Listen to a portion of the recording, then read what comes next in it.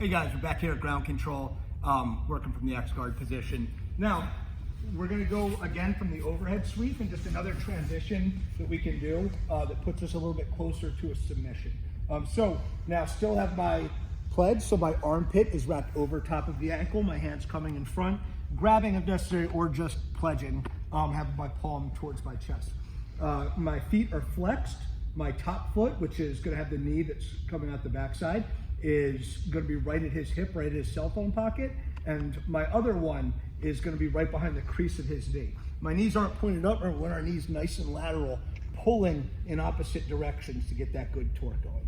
Now, in this variation, once again, we're gonna look to attack wrist control.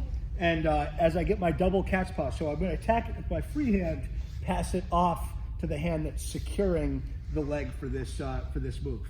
Now we're gonna try to break his posture. I'm pulling him down, and now I'm gonna relieve the grip on the lapel and come back to that seam. As you see, when I'm entering, my elbow is out just a little bit. We're gonna rotate and close it off at our ribs again. So everything's exactly the same from here.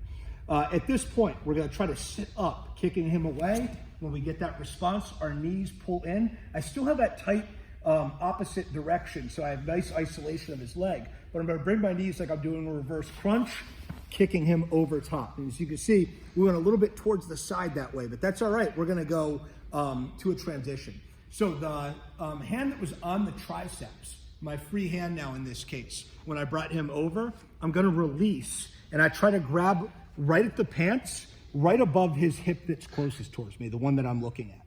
Now I release his sleeve, and I come up and I'll either grab a sleeve grip, or a lot of times I'll just C-grip right onto the ankle. I'm gonna pull and push, and as I do that, my leg that was on his hip initially, so now if you look at my legs, how they're crossed, it's gonna be the top leg is gonna pull out, and I put my foot right onto the back of his Achilles, and now I'm gonna get a double grip. As I get my double grip, I'm gonna extend my leg away as I pull his hip towards me, forcing a rotation. Now, as I do this, we're not just kicking straight up. I'm gonna go down towards the mat with this. Now, my other leg, I'm just gonna lift off so that my hook sets in right when we do this. So as I kick away, I've loaded him right into my lap. From here, my bottom hand now is gonna release. I'm gonna sit up towards my elbow and look to attack my seatbelt, and then my top hook comes in.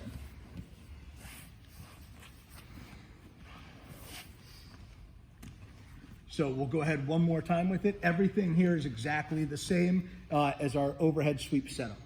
Kick away, we're gonna pull up and over. As we pull up, we release on the tricep, coming towards the hip, and now my hand is gonna C-clamp right above his ankle on the near leg.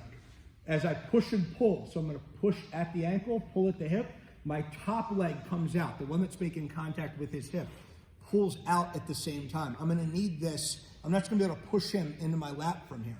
Okay, so as I do it, I'm actually feeding the ankle to my foot.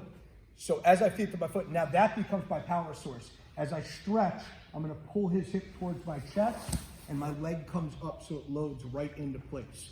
As I do this, I'm gonna go ahead and sit up, coming to my elbow, maybe even like a little bit of a shrimp if necessary, so that I can really get good control of his back. And now I come to my seatbelt position, and finally my top hook is established, comes in, I'm controlling the back and looking to attack.